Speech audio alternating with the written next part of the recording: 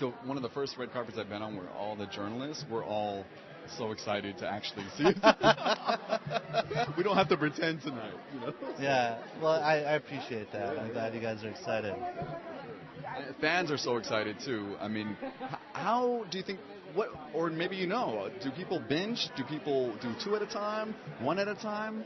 I've gotten tweets and blog posts and all that stuff from all sorts of people who've had a myriad of different experiences. I don't know the hard data itself of exactly what percentage of people have binged or not.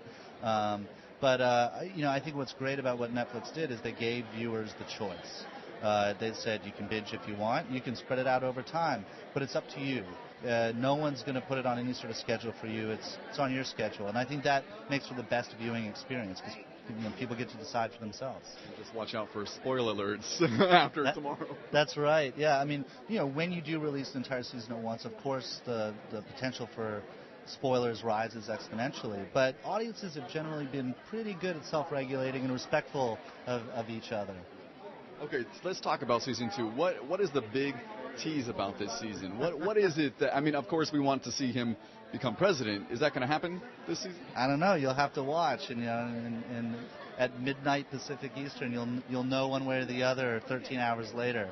But I think that one of the things I'm most excited about and to see how people respond to is we have a lot more of Claire. If Claire Underwood, played by the amazing Robin Wright, is one of the reasons you like season 1 of House of Cards, you're going to see a lot more of her and learn a lot more about her as well. And when you get to write for an actor like Robin Wright, and you get to really dig deep into the complexities of that enigmatic character that she really created. There's no better form of collaboration than that.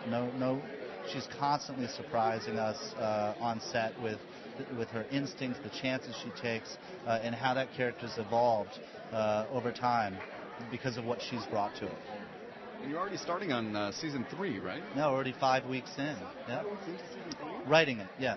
Okay. Yeah. No, we haven't started filming it. So then if season 1 is kind of like the experimental, let's see how this goes. Season 2, you have the confidence. What is season 3?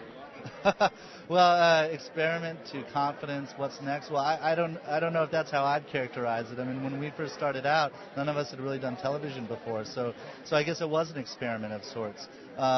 In terms of the confidence that you go into a season 2 with, part of that is just knowing your characters better. You've worked into a groove where the crew is really working like a well-oiled machine, and you have your sort of shorthand with the directors and the actors.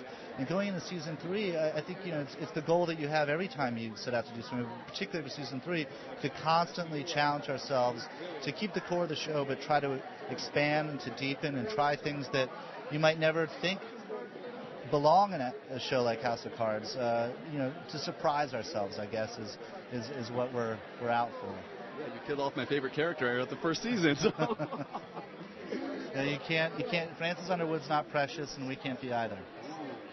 Awesome. Hey, congratulations. We can't wait. Thank you.